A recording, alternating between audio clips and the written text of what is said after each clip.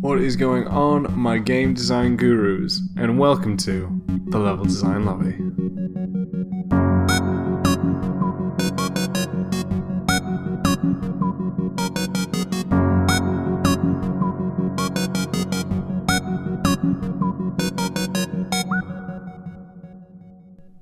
Hey everyone, I hope you are well, playing and or making the games that you love. You are joining me, your host, Max Pears. I was going to come up with a witty line, but my mind failed me. Yep, I'm a little bit embarrassed by that. I hope you're all well and you're enjoying what you are doing, if it is early in the morning or late in the evening or whenever. I hope you're having a good time with it all. So let's talk about something pretty interesting, which I'm going to aptly name this episode, The Gaming Details Turning Ordinary to Extraordinary. If that doesn't interest you and don't know what else does, I've razzle-dazzled you with my title here.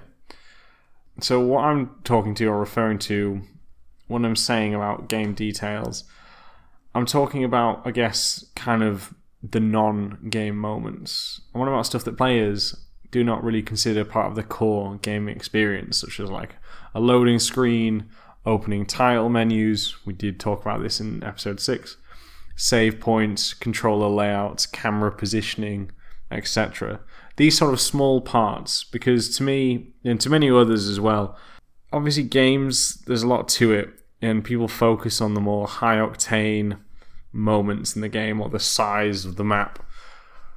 But to me, what also helps make a great video game is also these details, these small moments that players may not instantly understand or recognize, but on a conscious level, but on a subconscious level, it's going to hit the mark on players that they may not have realized. So yeah, I really want to break down these. So first, let's talk about the topic of loading screens. And loading screens, they're very common. There are some games that don't have loading screens, and I think at some point we'll possibly move to that in the future.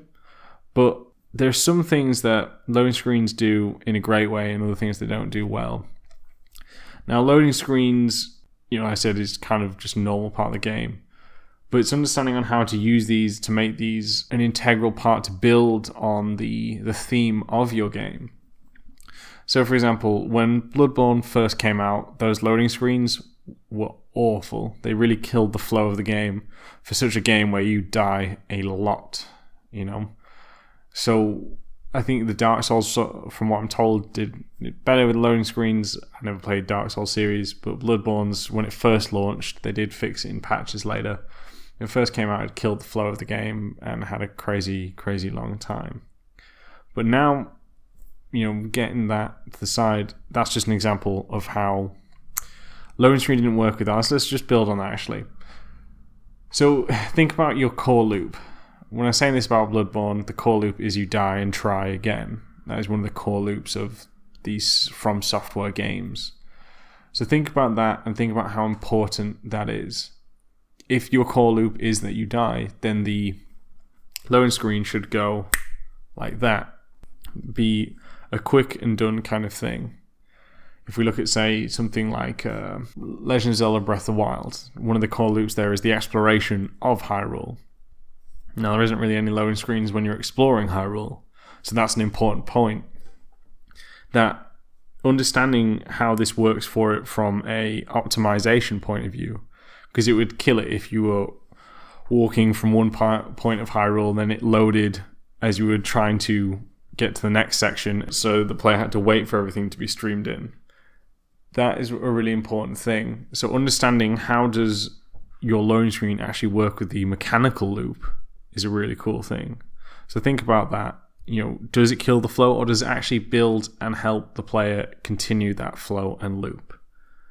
Now let's talk about one of my favorites, which is the loading screens of the original Resident Evil 1 and 2. And you may be thinking, what are you on about? Why are these some of your favorites? Well, it's because of how they were used for Resident Evil. Now, Resident Evil, the originals, 6 obviously went in a very different direction, but it was that survival horror game, one of the very first of the genre. And how they use the loading screen is mind-blowing. Because, for example, they do it in a very interesting way. So when you were going into a new room or going up the stairs, there'd be a loading screen, and instead of it just having the word loading written across, it actually had a black screen but just a door or an elevator or stairs, and then the door would slowly creep open when you couldn't have any control. And this built on the tension, this built on the suspense, because you didn't know what was behind that door just as much as the character didn't. So it being in a loading screen as well took the control away from you as a player, making it even scarier, as you had to figure out, is there going to be something behind this door? What is waiting for me in the next room? I think they did a masterful job of this. The fact that when you're playing it, like I said, it takes away the control and it builds on it. Like, it's a loading screen, but because you're so engrossed in the atmosphere of this, and then it takes it to the next level, it only builds on the atmosphere. You forget that it's a loading screen because of that tension. Obviously, time after time, it does wear out, but I still think, to this day, it is one of the best loading screens that have ever been. So my point on this one is then, what can you do for a loading screen to help make it feel part of the world? A lot of games tend to just have a black screen with then the word loading or a loading bar going through it. We can do better. We can all do better as designers and developers. You know, like, how does that moment, how do you add to it? What is the core theme of your game? What is the visual style of your game? And can it be added? Because loading screens take players out of the game. It's normally a rest moment for the player to put the controller down for a matter of seconds or minutes. Hopefully not minutes. But if there is a way, like Resident Evil, where you can make them grip the controller even tighter, because it keeps the flow going, it keeps that world building, think about how you can add that with yours. Now we're going to move on to another game there's a great loading screen, which is actually The Last Guardian. And this is very interesting in a different way, because the loading screen is actually a tutorial without the player even realizing. And when I figured, when it clicked for me that this what it was, I was blown away by this. Truly just like, what? It was so cool. So what am I talking about? So when there is a loading screen after you die, or it's loading up the level for the first time, it's this black screen you have. And all that's on it is these kind of like moving shapes. And it teaches you that you need to get rid of these shapes to load the game. So what you need to do is press a number of buttons, or all of the buttons, repeatedly until these shapes pop and disappear and vanish from the screen. And at first you think, it's a nice interactive loading screen. That's cool. But it's not until you encounter the enemies that you realize something. So when you have these enemy statues, when they grab the boy and try to run away with him, those same symbols cover your screen. So because you've been taught, as soon as you see those symbols, to clear the screen, you do it instinctively when you're captured by these enemies. How cool is that? That they take the whole safety of the tutorial, because it's in a loading screen. The game is already loaded, but it won't launch you in the game until you've cleared this, forcing you to understand and take part. And they don't do this once. They do this every time the game screen's loaded. The game screen loading doesn't come in that often. And that again, to me, is just so cool. How they've managed to take a moment where, again, the player often puts down a control, but 1, make it interactive, 2, make it slightly entertaining, 3, make it relative to the actual game, and 4th and finally, make it a learning experience. To me, that is truly amazing. I mean, when I figured that out, I was truly blown away by this. So think about what can you use that loading screen for? Can it actually be a vital time for you as a developer to teach or show something to the player that they may not have known or have a chance to learn? Think about that. I think that was one of the best loading screens we've seen. When we go into opening menus, as I said in episode 6, there's a more in-depth detailed breakdown on opening menus, so I won't spend too long on this because most of you already know how I feel on this. Opening menus generally tend to be a title screen with like a flat image, some options on the menus, and some music. Sometimes the menus move, but it's very uninteractive. And it's very interesting because, as I said before, how many main menus do you actually remember and or care about? Not many, to be honest. But there's some games who've taken this to the next level that have somehow managed to turn these into an enjoyable, memorable experience. One of them is Dragon Age Inquisition. And basically, when you hit new game, because the way that the main menu's set up is it's moving, it's a breathing space. So we have Templars on the left-hand side and mages on the right-hand side, as an absolute ton of each are walking towards this building. It's framed very, very well. And as soon as the player hits new game, the building we see in the background explodes, knocking down all the people that we see walking in the foreground over and sending a shield into the camera, starting this game off with a bang and setting up a really interesting premise. And then Infamous 1 does a very similar thing as well, where they have a shot of the city through like someone's camera, I believe, and you just see people walking around living their daily and normal life. Yet, as soon as the player hits new game, you see an explosion in the background and it wipes all the way up to the camera, knocking it over, and we see people run. And again, sets up this massive principle of what this game is. I think that's very important because the opening menu, as I said, is a very forgettable part of the game. But yet, when you see it and when you understand that this actually has a bigger impact, it's a great way to actually hook the player instantly and make your game extremely memorable. If you love game and level design as much as we do, then why not consider supporting Level Design Lobby on Patreon? Patreon is a crowdfunding platform that allows people to directly fund the content and creators that they love. From as little as $1 per month, you can help support us in our mission to unite and teach people across the world about the wonderful and unique field of game and level design, and get some great reward perks in return, such as access to the Level Design Lobby community Discord, bi-monthly webinars, level design weekends, and much more. So head on over to patreon.com/Level Design Lobby for more information and to pledge your support today. Finally, we'd just like to say a massive thank you to all our current backers. It's thanks to the generous support of people like you that we are able to grow and can continue to bring you awesome, new and exciting content. So thank you. And now back to our regularly scheduled program. Now, let's move on to saving points. Obviously, all these things here don't apply to every game because every game works differently. As for example here, saving points. Some games just have an auto-save feature and that's it. So it might not work. But if you are having a saving point, I think this can be a very interesting one for you. So saving point normally is this kind of bright space or area that players can just instantly go to, and it's normally a safe space for players and they can just go save their game. But normally some of them are quite visually different to the rest of the world. If we take a look at the circle from Kingdom Hearts, it's kind of like this glowing circle that's placed everywhere. It's glowing and it's moving because the developers want you to notice it, which is cool, which is fine.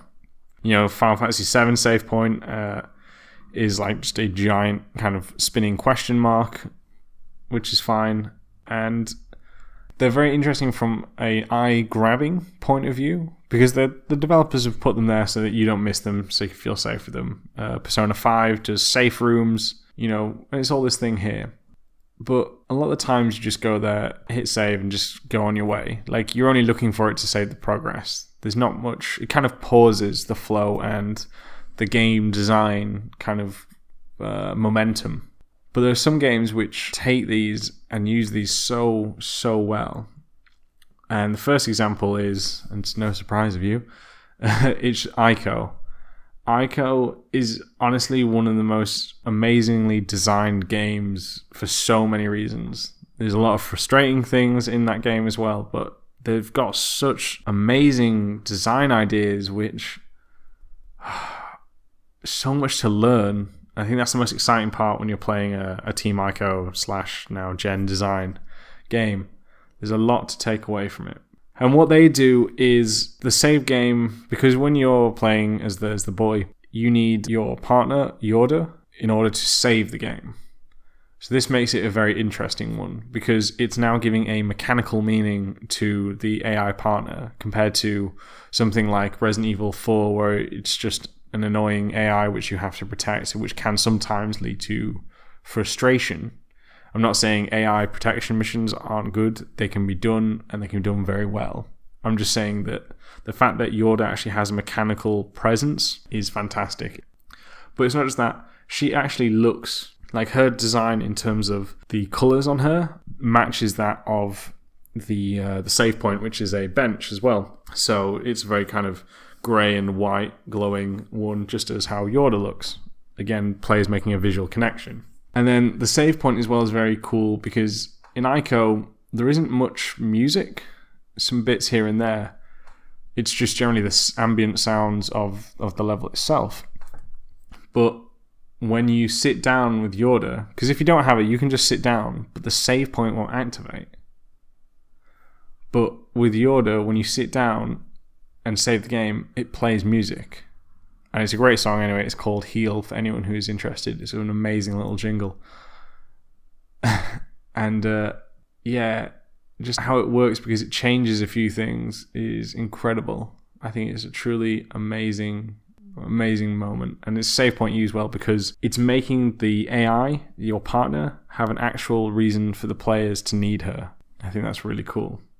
The next save point that we're going to move on to is with Alien Isolation. Now, before anyone says anything, I know that there were bugs and there were issues with the Alien Isolation save game, so I can understand that leading to some frustration. But the design intention behind it is still something that we can all learn from. So as many of you know, Alien Isolation is a horror game. It's a very, very tense game. And it's making... You are really weak. The Xenomorph is a absolute killer. You know, it destroys anything in its path. And the save point does something where it makes you feel very unsafe for a couple of reasons. One of the reasons is the placement of this, because it is kind of an emergency phone line.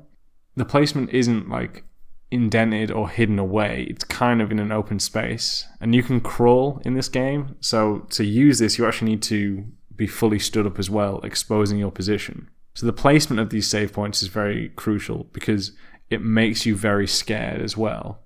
Because once you stand up, you know you're fully exposed and full line of sight of any enemies as well. So it's a risk of it, creating that tension of when is the right time to do this. And then you have the tension of how long it takes to save, which is very smart. So you have to put this kind of key card in it, and you have these 3 dots, and you have to wait for boop, boop, boop, like for all 3 dots to turn off. And it's that suspension of, oh man, this is taking too long, hurry up, hurry up, hurry up. And then it saves the game, which again is phenomenal. As I said, there are issues, and there has been reported issues of the Xenomorph coming to attack you and you just being saved, so you instantly are in this kind of death loop, which obviously isn't great. But I just want to talk about, from a design standpoint, how important that is, because unlike, Kingdom Hearts or Final Fantasy VII, they're just kind of there. There's glowing objects to attract the attention of the player, and it's cool. But this actually keeps the tension, like one of the core pillars of Alien Isolation is the tension of it. Having, the tension of never knowing of if you're going to be attacked or killed.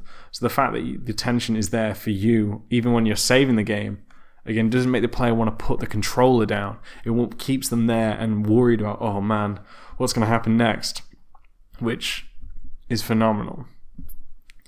And that's all it's going to be today. This is part 1. There's a few others I'm going to mention about in the next part. Part 2, we'll talk about a few other different sort of things. But I really want to focus on this for everyone, is these details here. Because it's easy just to overlook them, because they've been overlooked by multiple games. And again, it's by no one's fault. It's just, the industry is growing and we are developing as developers. But just take your time when you're making the game and you're planning out, all these cool core mechanics, the loop, the feel, the art. and just think, well, hold on, we're doing a loading screen and we've just got that flat image and there's nothing to it. What can I do with this? And as some of you know, I was making a mobile game called Chess Quest, and at the beginning I just had a flat image as well. And it was just like focusing on, we had the chest in the center frame with the gems around it, focusing on the player to collect these gems, teaching them subconsciously that these gems and this chess are what you are looking for. But then we did something really cool. It was a good suggestion of a friend of mine. Because you encounter a dragon later on in the game, what it was, so when you hit, because you could select which level to go on. If, for example, you hit level 1, the dragon would, because you were actually seeing the perspective of the dragon, he was looking at the chest and the diamonds. So then the camera gets up, and because in the background there is this kind of archway with a black texture leading somewhere, the camera got up and it would fly through into this cave kind of entrance.